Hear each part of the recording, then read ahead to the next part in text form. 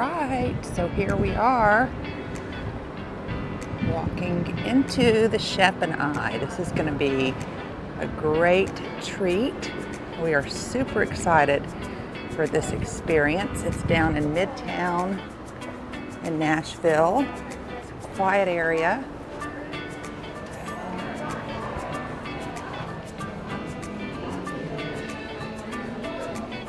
We're so excited.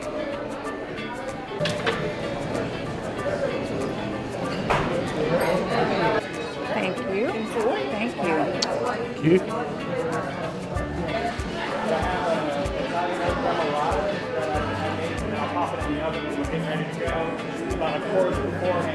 Great little bar. You don't have to do the chef experience. You can just sit here and have a private dinner. We decided to do the chef experience tonight, where we sit with the chef. He's going to tell us all how that's going to work and what he's doing. So this is a really cool little place. So this is the bar we're going to be sitting at. There's Mike over there. There's Chef Anthony. Love these little booths.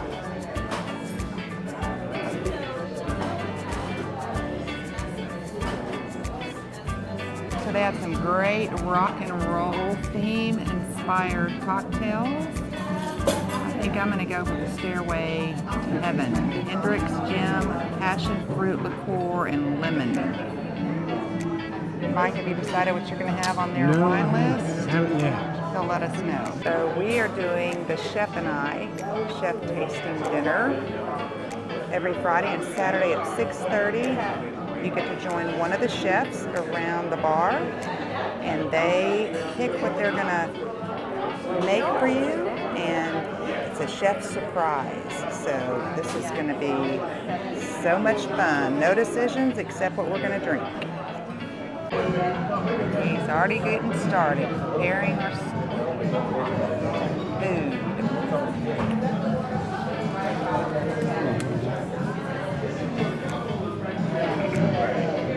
So Mike is going for the Killer Queen. That sounds a little spicy. Should be a little spicy.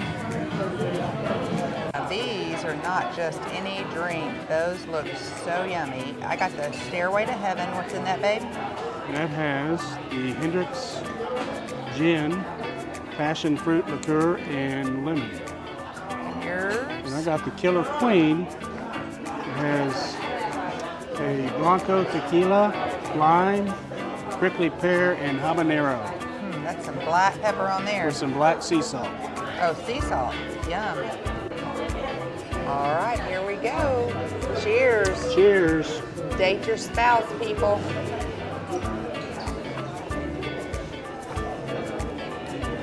That is good. I can really taste that passion fruit. That black sea salt is epic, isn't it? Very good. What do we got there, Chef? That looks Welcome to the Chef and I. I'm Chef Anthony. I am the new executive sous chef. I just took over about a month ago. I took over in a wonderful location with a wonderful crew. This is a husband and wife started business. They started in Lenox Village doing home parties and tastings. And Chef Chris Raines had good clientele because he used to do work for the Predators. And so he took those contacts and created a business. When they created their business, they ended up in a storefront that needed them to be open like X amount of hours to the public. So what he did is he thought of a really cool concept of, well, whatever we have from our catering events, I'm going to put on the board, and you can come in and pick from the board, and I'll build you something.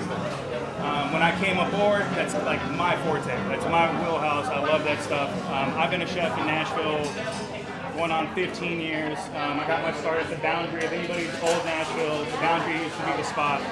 I got my start there, and I worked at F. Scott's and Watermark until I opened up my own fine dining business, doing wine parties and caterings for, some stars, some of their handlers.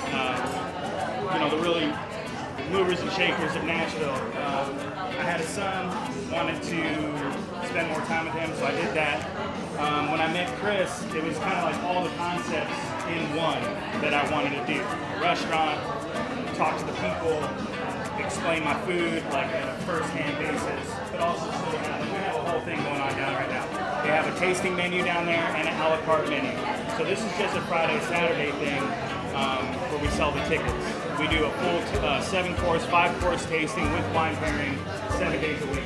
When most restaurants are closed, like ours on a Sunday or Monday, you can get in here and be, one of 7 or one of 20. Like we treat every person that comes through here like family, and we explain what we do. We like to talk about food.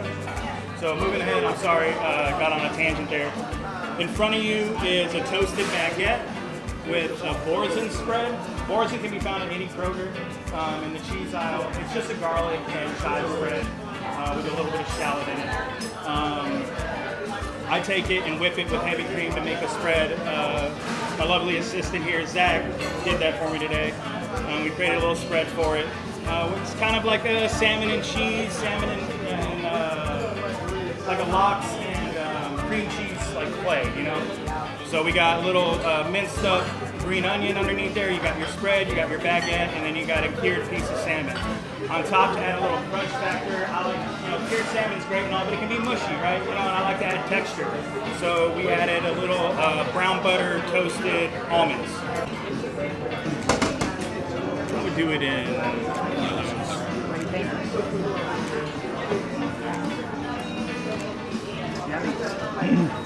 Good balance. It's a balance. It has a little bit of a citrusy. A little bit. Very good.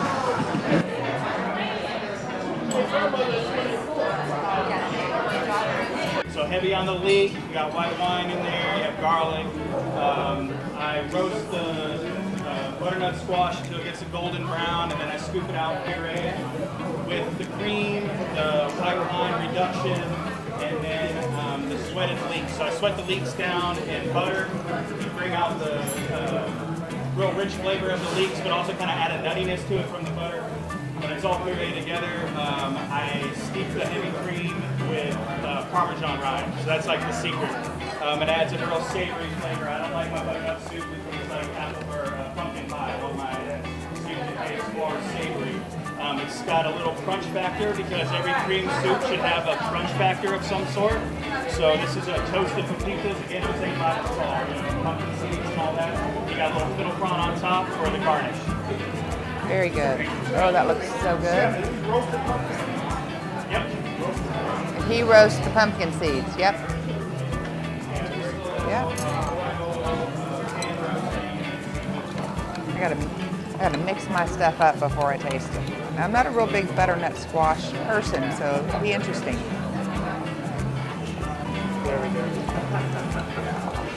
Very tasty. The pumpkin seeds really make it.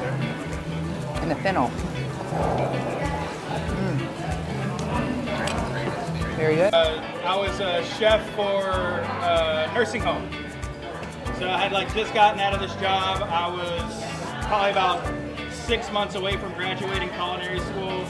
And I started making, I started at this nursing home. Well, it was like a from scratch nursing home. So nothing was brought in. The chef that I was under was like old school Southern. So he did everything in a Southern fashion, and he did all his soups from scratch. So we do minestrone to split bean and ham, which brings me to that's my favorite, because I never thought I would like a split pea soup, but split pea country ham, like with that good Southern salty country ham. Yeah. Ain't nothing better than that, I'll tell you that. Obviously the chilies, and I love a New England clam chowder, but I also appreciate Manhattan clam chowder. So I like a tomato fumé, that's kind of what that is. So I've never had that. they're awesome. I love those. You know what duxelle is? Are you guys familiar with duxelle? Are you familiar with beef Wellington? So the inside of a beef Wellington, when they do the spread, that mushroom spread on the inside is duxelle. It's one of my favorite spreads to use for multiple things. But for one, I like to add breadcrumb to it and turn it into a griddle cake. in a southern fashion, kind of like a croquette. Then I add caramelized onions to it. I cook my mushrooms down and red wine and cooking sherry and mustard, Worcestershire. So I like to make my mushrooms taste like steak. I want them to taste like meat. When you hard sear a mushroom, you sear it with stuff like red wine and Worcestershire and mustard. It really takes on a meaty flavor. So that's going to go with this lemon fennel crema, which I like to call fancy ranch. We accidentally made ranch. It's house-made crema with garlic, shallots, fennel, and lemon. You tell me what you think, but it's pretty awesome. Hidden Valley ain't got nothing on that. And then that's going to be on a little plate. You get a little swoosh of that on the bottom, a little dabble on top, and then one of the line cookies here. So let's get that going. All right, there is our mushroom cake. Wild mushroom cake. Wild mushroom cake. That homemade ranch, This is the right? duck cake, yes it is. Fancy ranch. Fancy ranch. It's fancy ranch. Yeah, to my surprise. I just thought of it, I was like, lemon, crema, and I threw a bunch of stuff in there, and then I was like, man, this tastes a lot like a ranch. So when I was making the crema, I was just like, oh, I like lemon. Chef I like Anthony's fennel, I like all that with like fancy ranch is good. crema. Good, very good. Meaty on the mushroom. Garlic powder. So what I'm doing here is I'm getting my cream ready to put my ravioli in it because I'm going to bring my ravioli up in the cream. As opposed to, I already blanched them, so I don't want to throw them back in water again because all water does is wash away flavor when you do that. Or I got to add salt to it, and I could make them salty, and I don't want to do that. I want to be able to control it right here. So I'm going to bring them up in this cream with Parmesan. I'm going to add a little bit of salt to it and some lemon. Good old lemon zest right there.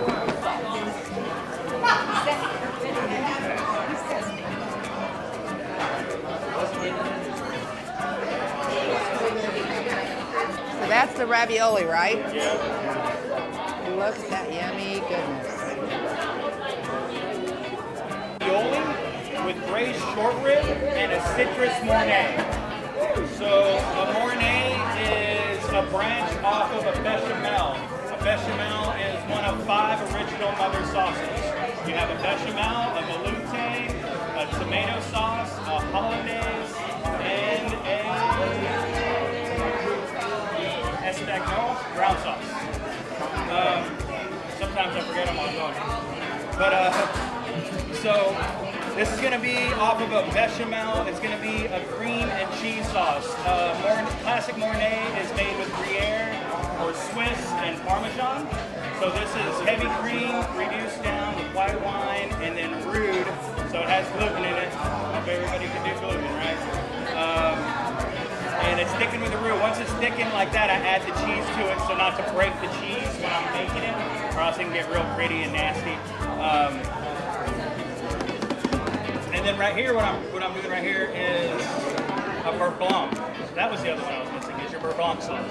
So this is your second of the 5 mother sauces. All right, this is going to be a white wine reduction with pureed red peppers. I pureed the red pepper with heavy cream to help not break the sauce when I'm doing it because they leach out a bunch of liquid. So when this is all reduced down and bubbly, I will add butter to it. It's a very heavy, rich butter sauce. So be prepared for that. But we're getting ready for your ravioli right now. Your spring pea ravioli is made with I dehydrated peas in-house and then blended them up with a spice grinder until I made a powder like this. And then I run it through this little thing and I make my pasta dough with it. It turns into a sparkly little green color. It looks kind of cool. Wow.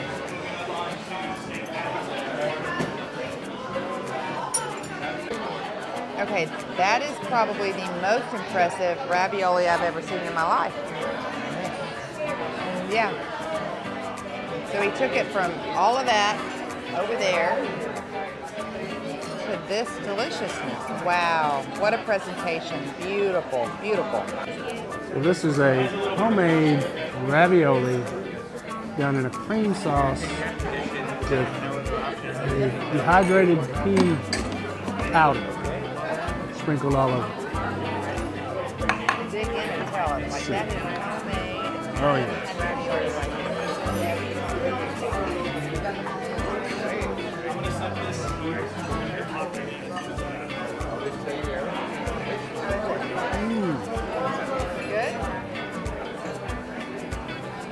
good. Super fresh. Is that like any ravioli you've ever had? Never had a fresh ravioli like that. Delicious.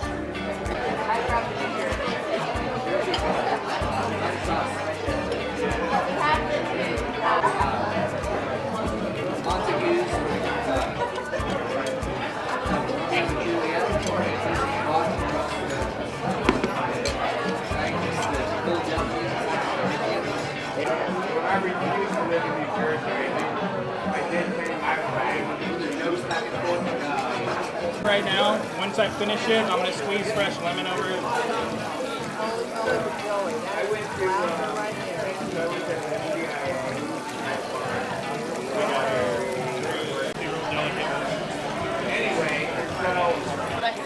That's that. So it's just gonna be a pan-seared flounder with fresh squeezed lemon over it once we finish grilling.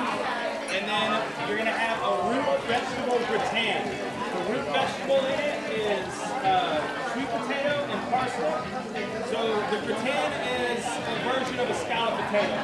Everybody's had to grab one of the scalloped potatoes where it's got a quarter-inch of oil on top, curdles your stomach immediately when you eat it.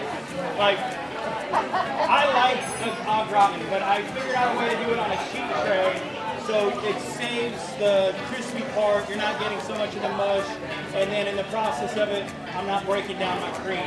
When I saute up my vegetables, I saute them up with onions and garlic and white wine. I reduce the heavy cream a little bit at a time. So when you reduce the heavy cream, I add mustard to it. When you reduce the heavy cream with mustard, it takes a cheese-like flavor on it. There's no cheese in this dish right here, but it will taste like cheese. And that's where you kind of get that from. You can add cheese on top and all that, but we already had a bunch of cheese in the dish. I didn't want to go there with it. So this is a root vegetable gratin with the pan-seared flounder, and then a red pepper or blanc.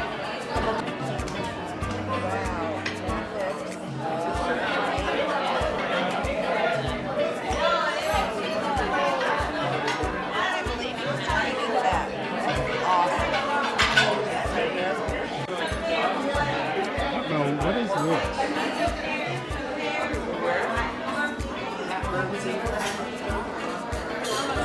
We did the 4-7 last time.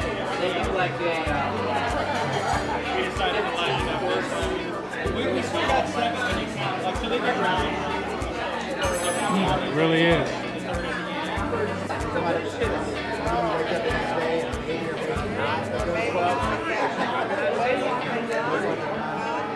So here is venison roulade.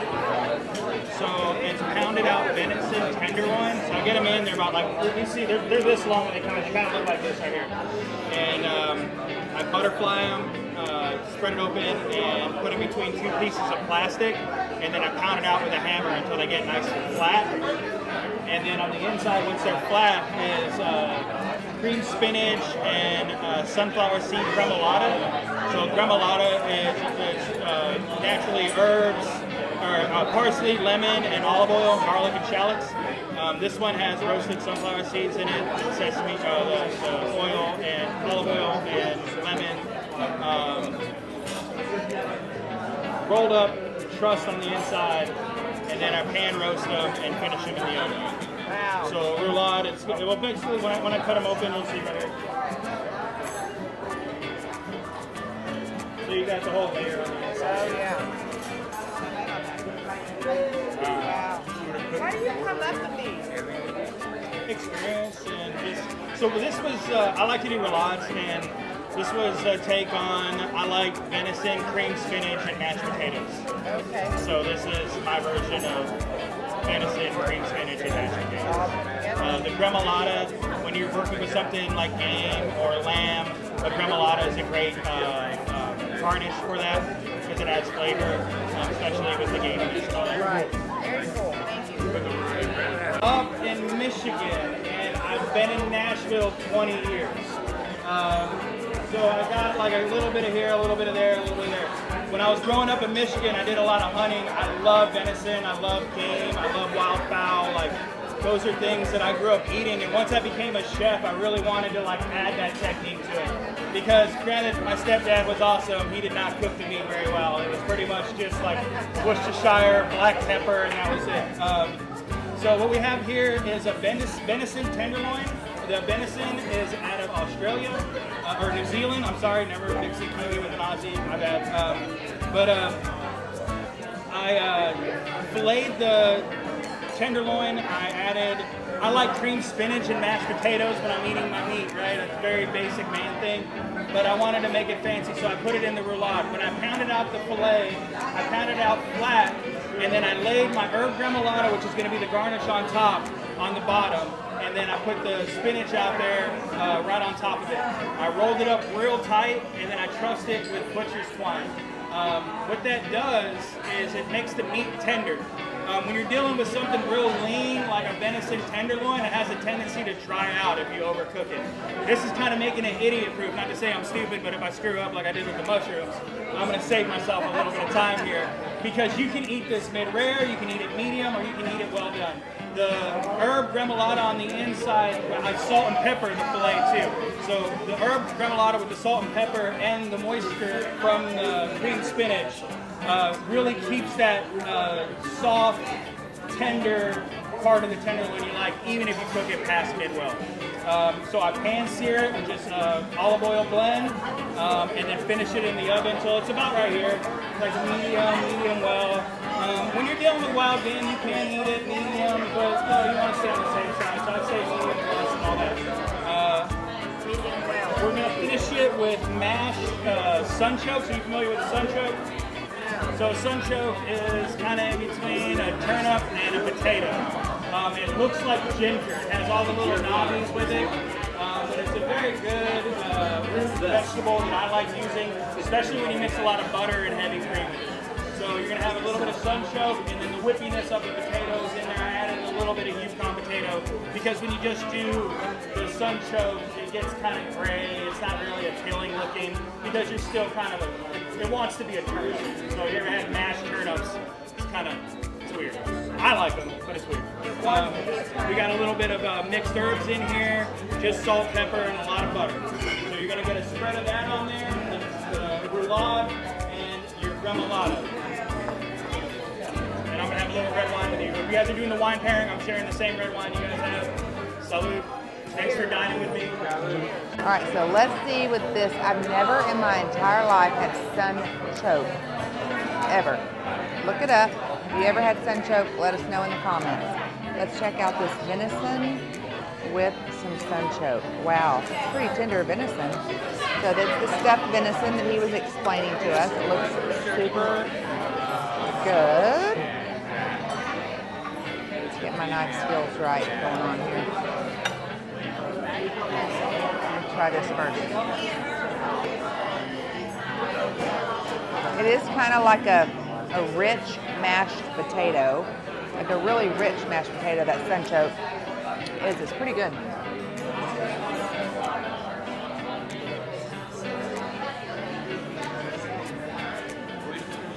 It's very tender. Very good.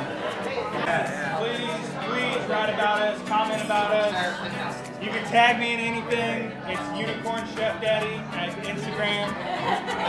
Before this, I owned a business called Unicorn Catering, and I'm a father, so I share pictures of my kids in my everyday life, but also food and all that stuff. Again, yeah, say nice things about us if you enjoyed your time. I haven't introduced Zach yet. Zach is actually a good friend of mine, another chef that's been around Nashville for a long time. If you're familiar with Etch and Deb Burkett, he was a sous chef under Deb Burkett for many years. Very talented guy. He's not just a guy in the background. He's really helped me out today because I had a lot of stuff going on. So yeah, give him a round of applause. So we're moving on to your dessert course. As a gift from me to you, I'm presenting everybody with some Prosecco to go with this spiced apple sorbet. We have a very talented dessert chef here, and he does amazing ice creams and sorbets. One of my favorite ones that he came up with so far is this spiced apple one, because it has a little bit of apple cider vinegar in it, and you're not expecting it. And it is a very, very comforting piece of sorbet, kind of like pumpkin pie. You'll recognize all the flavor bouquets in there, but I had one lady last week, when she was through her tasting, she could not finish her food when she finished that dessert. So please enjoy it. I feel like it's going to pair well with the Prosecco. Thank you again for dining with the chef and I. Thank you again for dining with me. Please come back and see me anytime. Thank you very much. Okay, this is the homemade sorbet recipe. Yeah, right? Like, way to finish it off. Wow. Okay, that is like an apple pie without the crust, but it has the crust and this little tartness. Holy moly. That is really, really good. And a little Prosecco, and it is perfect with it. That is amazing, amazing. Amazing way to end a very good night. So I hope you all enjoy this. Like, subscribe, comment, and hope you'll come check out the Chef and I. It is an amazing, and do the experience around the bar. It's worth it, worth it.